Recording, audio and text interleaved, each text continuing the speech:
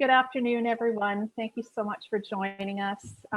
For another exciting week, we've got some local travel for you to enjoy. We have Amelia Johnston here with Maple Leaf Adventures. We've got myself, Kathy Larson, and Kathy Scott of Departures Travel.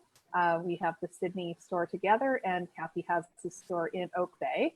And yeah, we're really excited about this because you know, we got talking about local travel, and this just keeps popping up, and anybody that we've mentioned it to, they're like, oh my gosh, I so want to go. So we're really excited about that. So thank you so much for coming. And we want to do a special shout out to Amelia's parents, Kathy and Trevor Johnston, who are watching out in Ottawa. Hello. Hi, Mom and Dad. Welcome. And hopefully your significant other, Lauren, has found some Wi-Fi, or else he's in big trouble. So Thank you. yeah, so we'll have you go ahead and share your screen and then start your presentation. Okay. Sounds good. Can you see that? That's perfect. All right. So yeah, thanks for the introduction and the embarrassing shout out. Yeah. My name is Amelia and I work with Maple Leaf Adventures. I've been here for about 1.5 years now. So I'm here to talk about the Great Bear Rainforest and how people can go explore it aboard our new catamaran, Cascadia. So yeah, like I said, my name is Amelia Johnston. I'm the guest communications representative and sales expert here at Maple Leaf Adventures. So that title means that I help guests choose the right trip, help people choose exactly where they want to go and what they want to do. And I love it because I love hearing their excitement when they come back from their trip. So let's go ahead. For those who haven't heard about Maple Leaf Adventures, we are a local company based in right downtown Victoria, owned and operated in BC here. And we specialize in taking guests to the untouched corners of coastal wilderness and providing wildlife and cultural experiences. So we have 3 different vessels. We have a sailing ship, a tugboat, and a catamaran.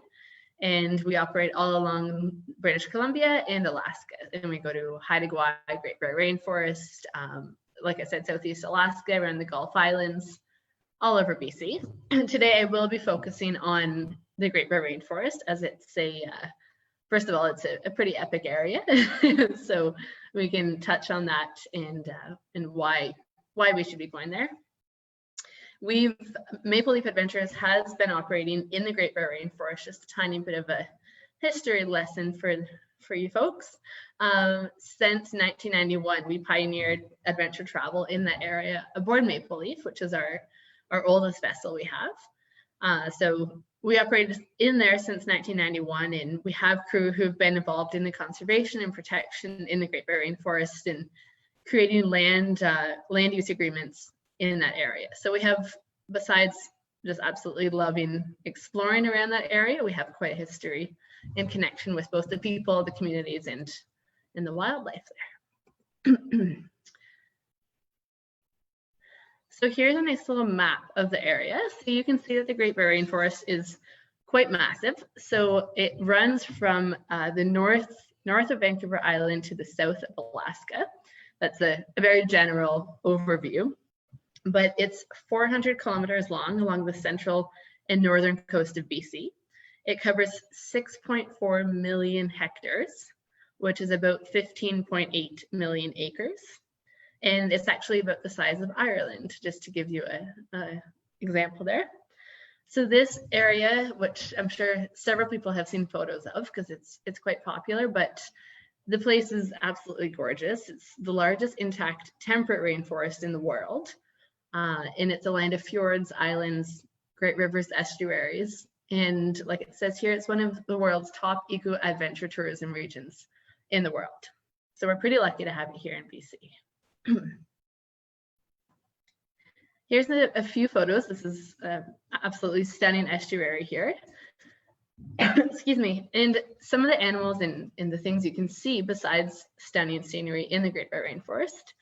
The streams and shorelines of the Great Bear Rainforest are alive with wild salmon, herring, boulekin, and a rich variety of shellfish. The ocean is absolutely full of orcas, humpbacks, any kind of marine life you can imagine are in that area. And you can see these are the tender boats that we take out to explore the rivers and along the coast there.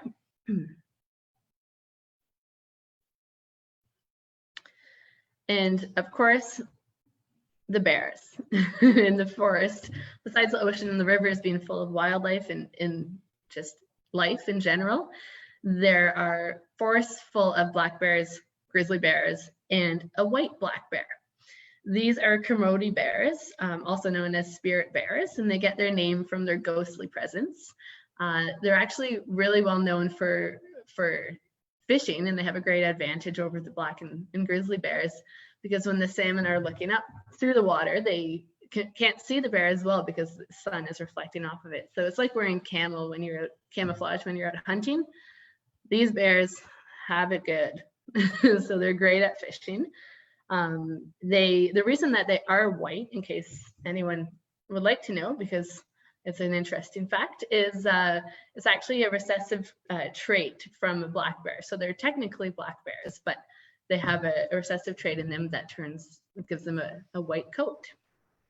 Amelia, I know I said we wouldn't put you on the spot, but do you happen to know how many of them there are? And no worries if you don't. I want to say I know I was asked this a few weeks ago and I already forget. I'm pretty sure there's a few hundred. I'll have to double check, but we only see the same few every time we go. So there's Ma and there's, I forget the other names, but yeah, I'll have to get back to you, but I know that we do have ones that we see every time we go, which is only a handful, but there are hundreds more hiding away on us. And yeah, of course, these are the bears eating the sedge here. Now, in the Great Bear Rainforest, there are 3 seasons that we operate in, and I'll just keep it on this photo because it's cute while I talk. So it's most likely could be taken spring or fall, but we operate there in the spring, which is when you can see the grizzly bears, black bears, a lot of wildflowers, which are absolutely beautiful there at Snow-Capped Peak still, because it's still in the spring. In the summertime as well, summertime isn't so much bear watching time, it's more whales and marine life and really great weather. And then fall is not so great weather. It's usually rainy there because it is the largest intact rainforest. So if you are planning to go, you have to be okay with some rain, which is great because the rain brings the salmon to the river. And once the salmon are in the river, the bears come out. So if you get rain, you get bears. Not guaranteed. Wildlife is never guaranteed. These are some really adorable little cubs here.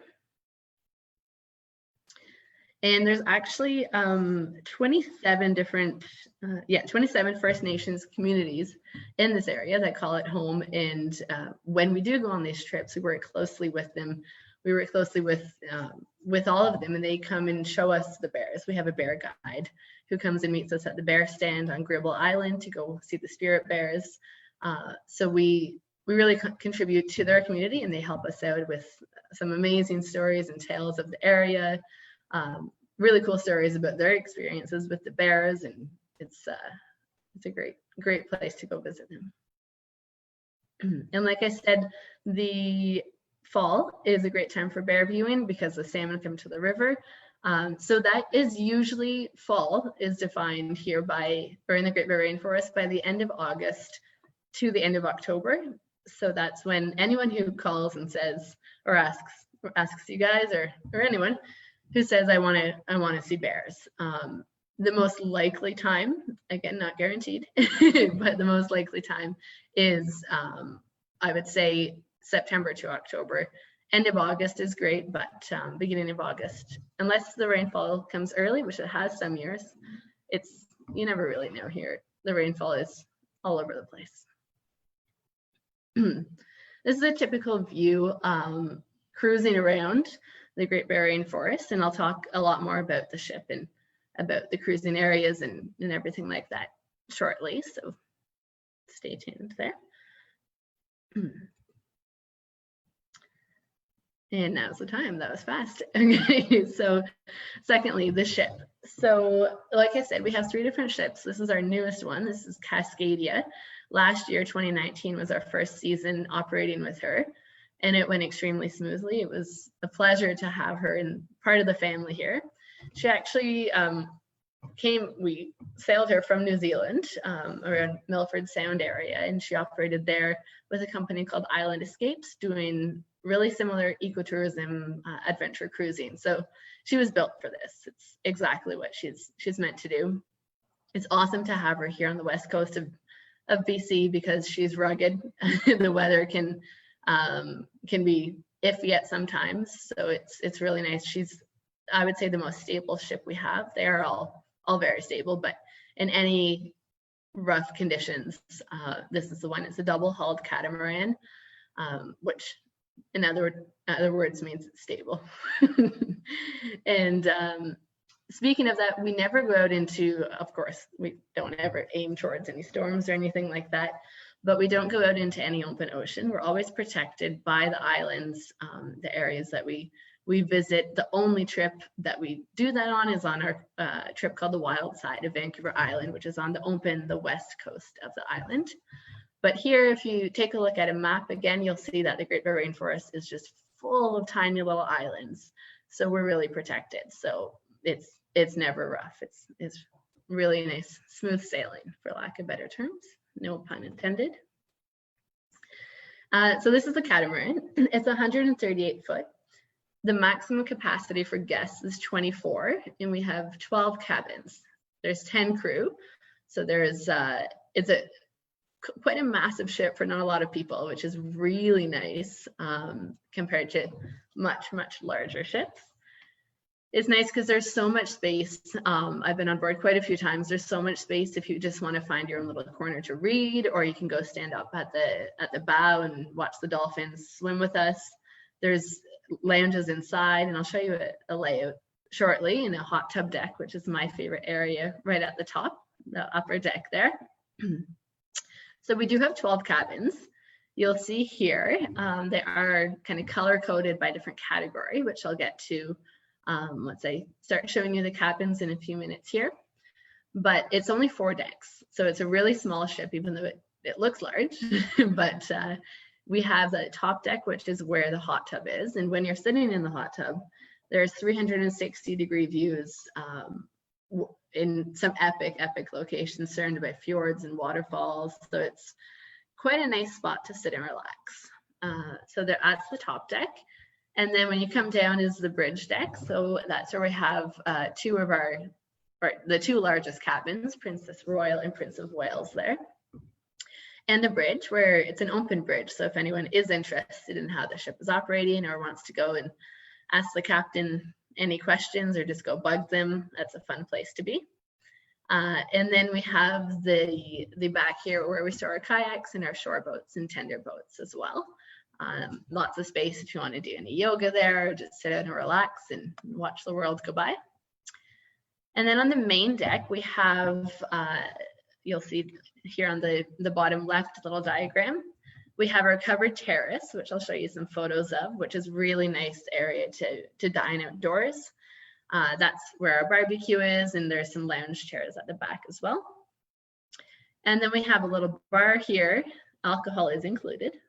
And we have two little lounges here, 2 large dining areas. There's a crew cabin there, and then the rest are all guest cabins. Our cabins are quite large, and like I said, I'll get to that in just a few minutes. And then you can go downstairs from that main deck. There's a few different stairways down. So the cabins on the lower deck, that you either share a staircase with the cabin right beside you, or you have your own. So it's quite kind of private sleeping areas. And then, yeah, these are all just cabins on the port side here, and on the starboard side, the right side, is the crew cabins, but it is separated by a really large hallway, so it's quite quiet. This is just an example of the areas that are on the ship, and this is a viewing viewing area. Just you can go outside, of course, at any time and take a look at what you're sailing by. This is a photo of the lounge inside. So it's a really nice spot. We often our guests get up early. You don't have to, but you can get up early if you wish and come and grab a coffee or a latte and sit here, or as he is, sit there, not with coffee or latte, but that's the hot tub deck that I was explaining, my favorite area.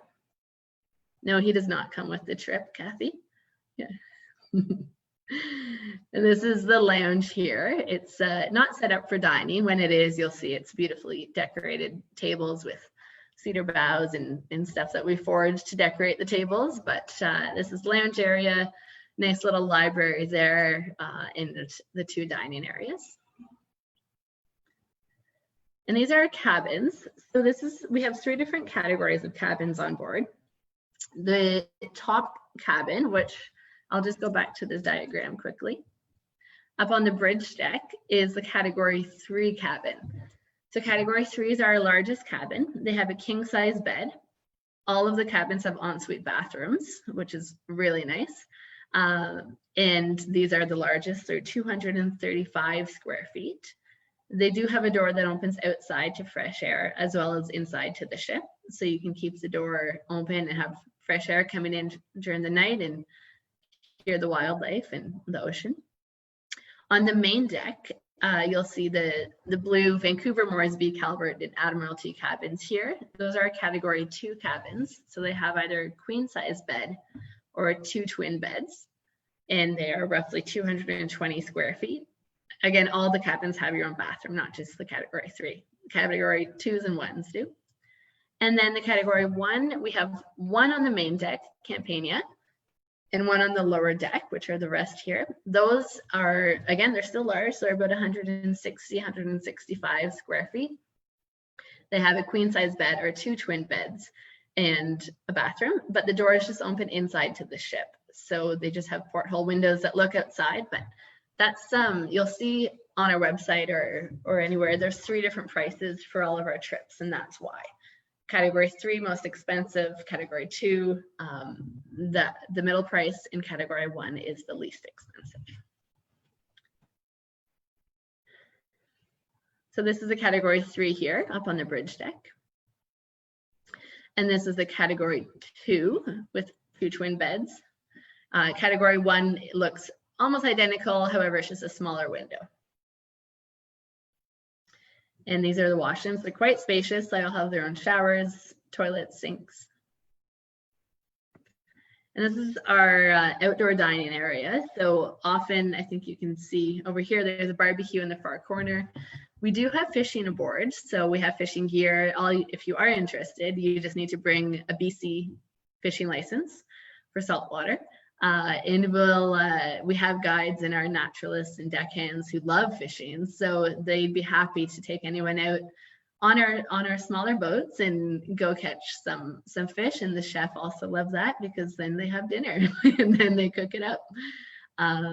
So that's always a really fun part of the day is catching your own dinner and sharing it with everyone. So this is a nice spot to eat out here. As well as fish, we also try to forage and use as many local ingredients as possible. So depending on the season, of course, that's one of my favorite activities that we do on board is foraging, whether it's for mushrooms or berries or shellfish, whatever it is. Amelia, is there an additional charge for the fishing charter? Nope. Wow. No, there's not. No, it's all included. So all you need to do is just bring your fishing license and then we'll take you out. It's of course weather permitting, but we'll go out whenever we're at anchor in the mornings or evenings or even during the day. A lot of our deckhands and all of our crew really enjoy when guests want to do that. This is the same area here, just different time of day, obviously.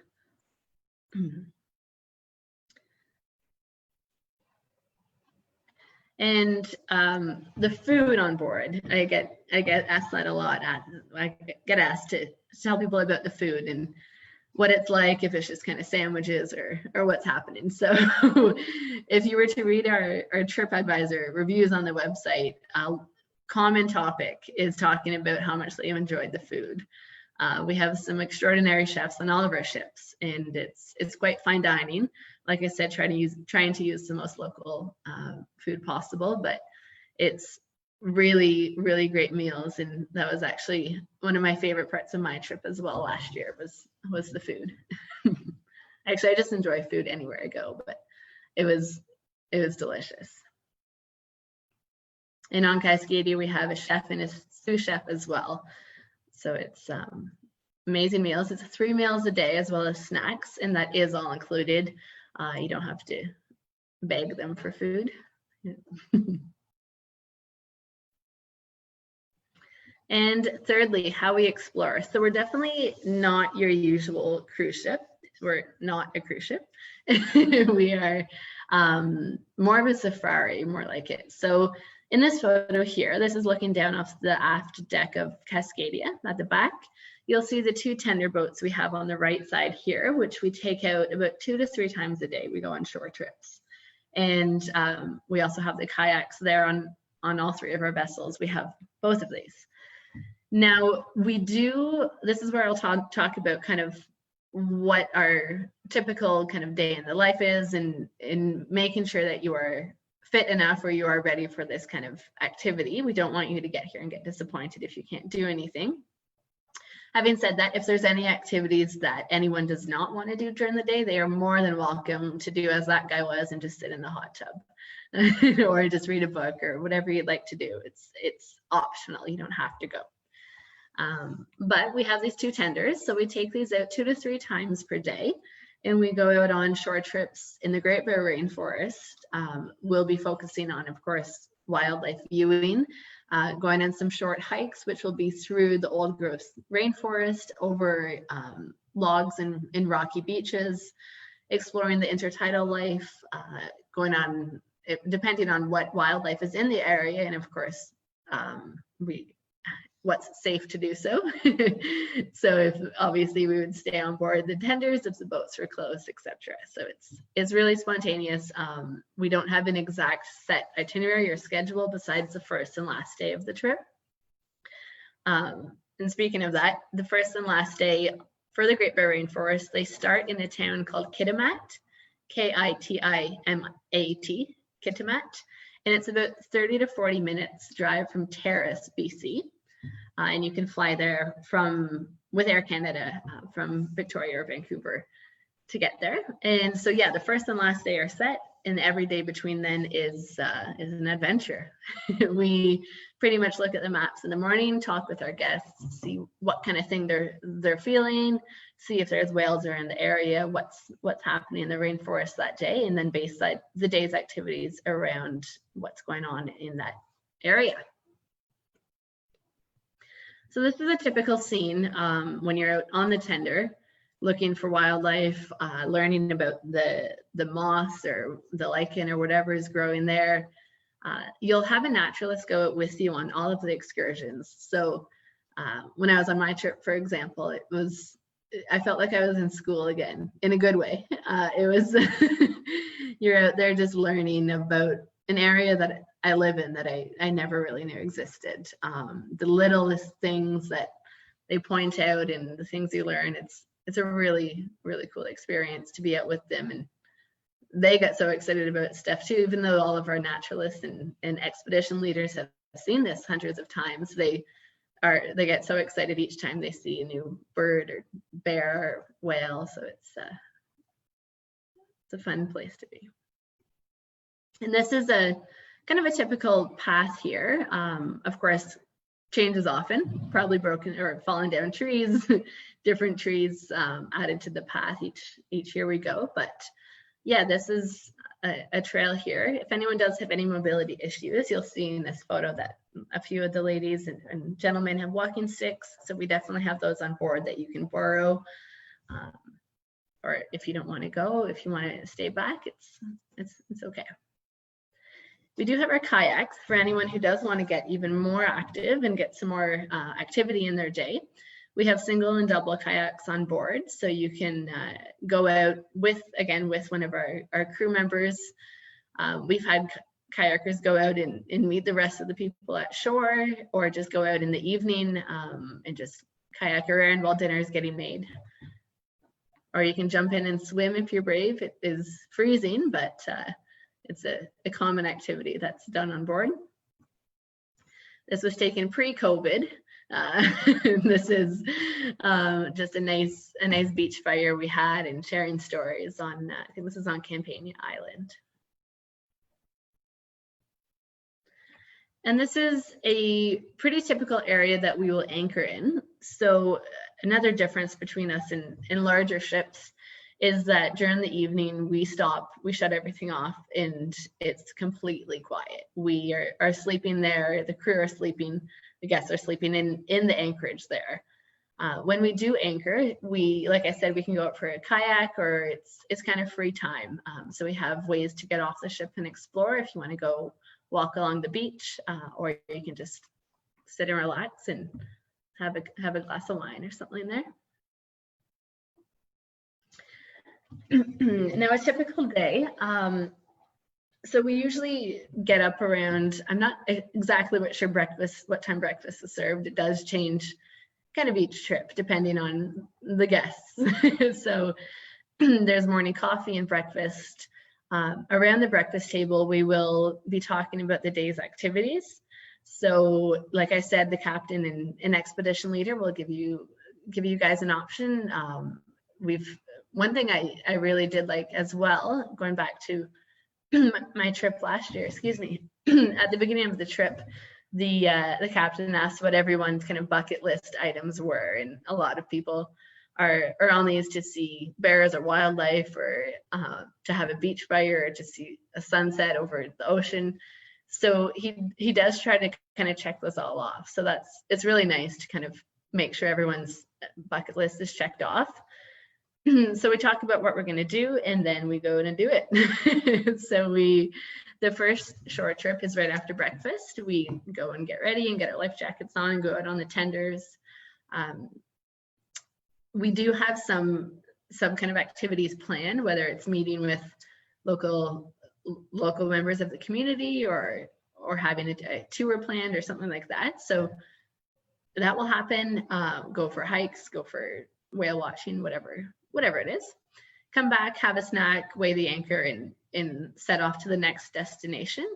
Having lunch either while we're cruising or sailing, or once we get to our next destination, and then having an afternoon trip. So the opposite of what we did in the morning.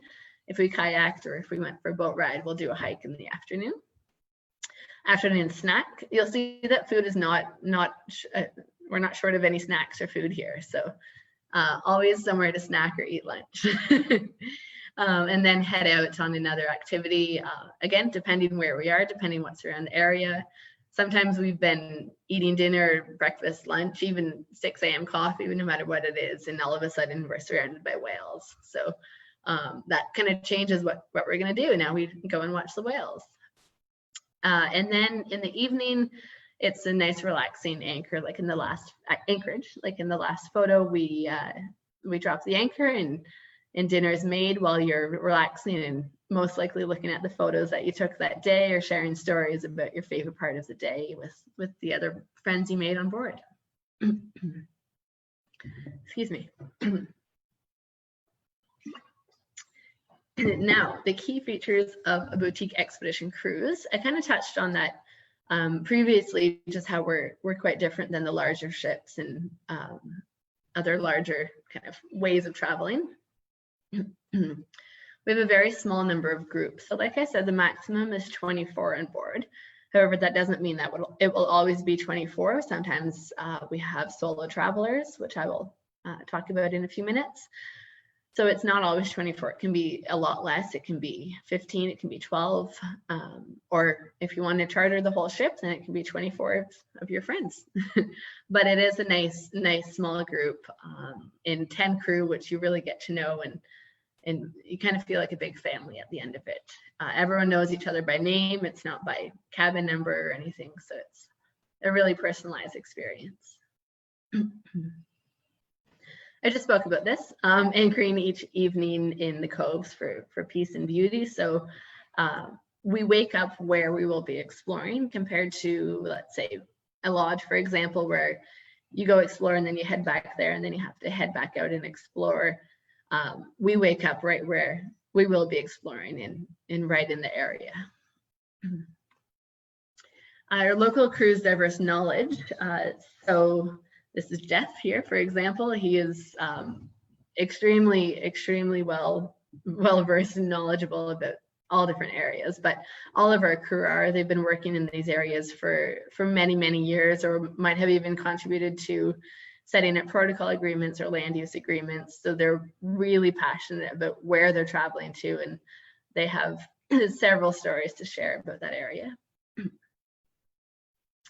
The food, I mentioned that a few times. Can you tell I like the food? Yeah. But yeah, we do have beautiful food on board. A nice touch we do is when you do book a trip, that you'll be chatting with either your travel agent, or they'll be chatting with me about your dietary needs and restrictions. So they do cater to any dietary need or restriction, which there are several these days. So they can make whatever vegan, gluten-free, dairy-free, whatever you need, we can supply that. So we send out a form for everyone to fill out at least a month before, so that we can make sure we have exactly what you want to eat on board. And there's no extra charge or anything for that. Everything's included. And the relationships with the coastal researchers.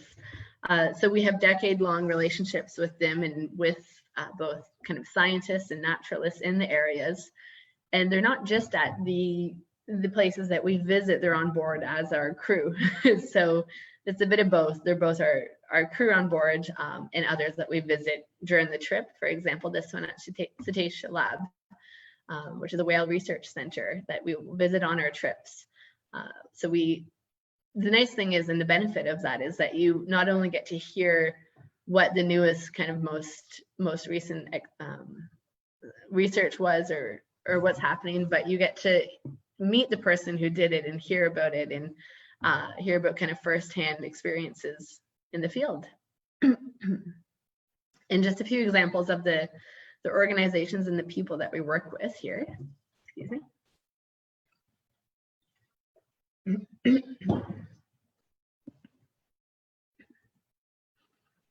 And the relationships with the coastal communities as well. Like I mentioned earlier on, we do work closely with them all. And sometimes they actually do come on board for a trip as a kind of ambassador of the area, or they meet us once we arrive at their communities and show us around with.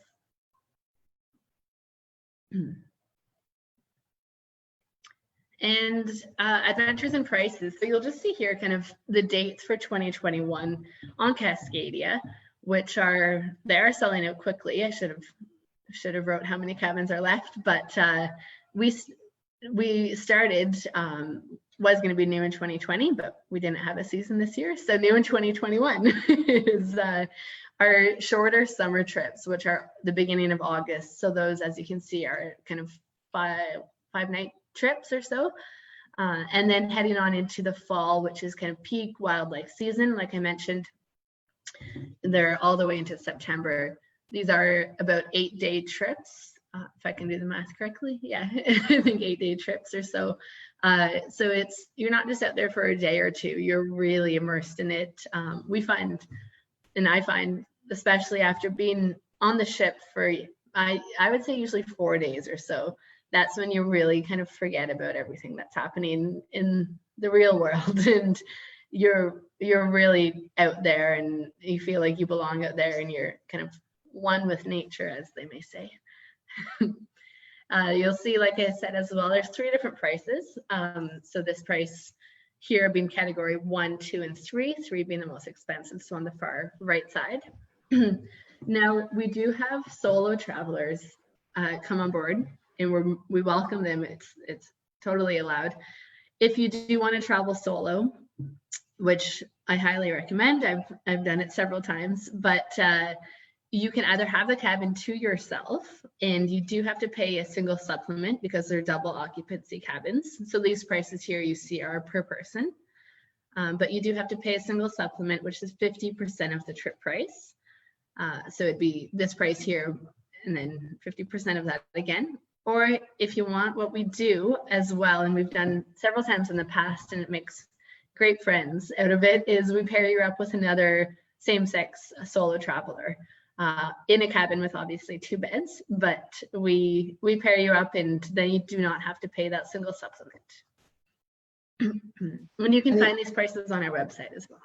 And Amelia, you were mentioning a special you have on right now too. Yes, I was. Thank you. Yeah. So we have, I think that's, yeah, right there. So right now we have a special offer where if you book your trip before December 31st, you'll receive round trip airfare from Victoria or Vancouver. You can choose whatever one you want to depart or arrive to and from the ship, which we would fly you from Victoria, Vancouver to Terrace and back. And this is only on our Cascadia trips. So that's included if you book before the end of December. What else is included is all meals, snacks, and beverages, the wines and beers with dinner, the services of all of our naturalists and professional crew, the use of gear, like I said, with the fishing gear. We do provide rubber boots on board. You will need them. Kind of any time of year, even in the spring. We do have wet landings on the shore boats, so you don't need to bring them. They're pretty cumbersome to travel with. So we have those several sizes on board, and we will ask for your size, but you do need to bring your own rain gear, rain jacket, and rain pants. And we, like I said, we do recommend bringing that any time of year because it's the West Coast and it could rain and snow and be sunny all in one day. And on some of our trips, we do have a lodge stay on the first night, like on our Haida Gwaii trips and Alaska trips. So that's included, but on this trip, it's all staying on board on the ship. And that's it. That's the end of my presentation. Well, that's fantastic, Amelia. Thank you so much. And I was really privileged to be on board last year. I just had actually, maybe it was this year. No, I can't. I think it was last fall. I think it was last year. Before the craziness. Yeah. And and I was really impressed with the size of the ship. You alluded to it, but it's really very spacious and quite lovely. And I could see myself quite happily spending a week on board, which I do plan on doing in the next couple of years. So yes, and a number of the women in my women's travel group were very interested as well. So excited to come and actually experience it. We were talking earlier, and you were mentioning obviously the ships are not sailing right now. So you said they were doing something really exciting. Do you want to tell us a little bit about that? For sure. Yeah, I am quite excited about that. Never thought I would be excited about garbage, but this is 2020. So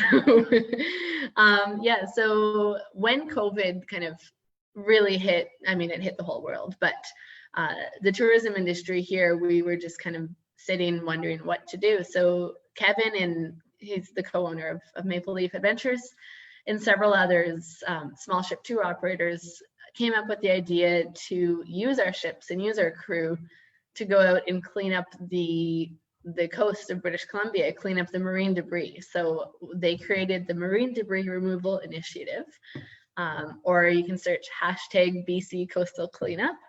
But right now, since August 18th, I believe it was, 9 ships, 100 crew headed out to the outer coast of the Great Bear Rainforest. So let me just show you a map really quickly. So where it says Great Bear Rainforest right on the map, that's where they are there. So in between Haida Gwaii and Vancouver Island, that whole area there, whenever a storm comes, it pushes all of the garbage that's floating around in the ocean right into our lovely Great Bear Rainforest along the beaches. Not so much just on the sandy beaches, but into the forests. There's tons and tons and tons of commercial fishing gear, freezers, anything you can imagine, just anything that can float ended up here.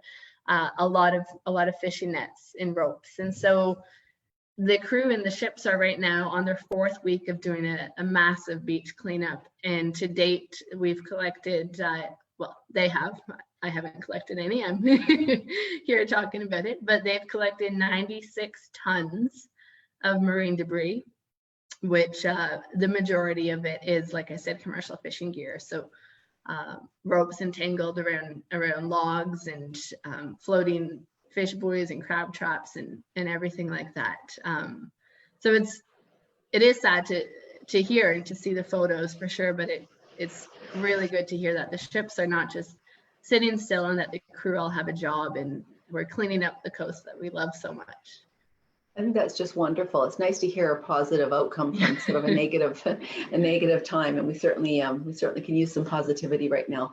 But I think it's a beautiful product and certainly well suited for local people as well as international. But I think you were saying earlier that we have a lot of people from BC and Alberta that come on board. We do, yeah. Almost all of our guests are from Canada or the States. We do have a few international guests, but the majority are Canadians. And I think it's because it is such a remote place to get to. There's no roads there.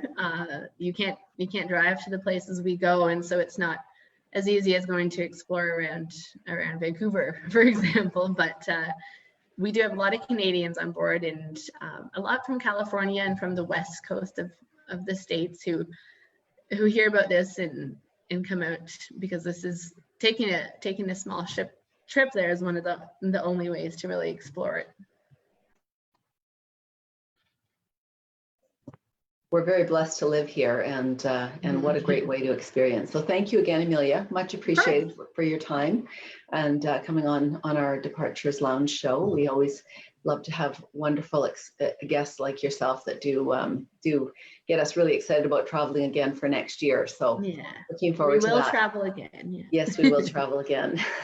And so thank you everybody for joining us today. And we are looking forward to next week. Our guest will be from Colette Vacations, and it's going to be John talking about the Balkans. So that'll be something very different from this week. And we look forward to seeing him. So again, thank you, Amelia. Thank you, Kathy. And we will see everybody next week. Sounds good. Thanks for having me. Thanks, Amelia.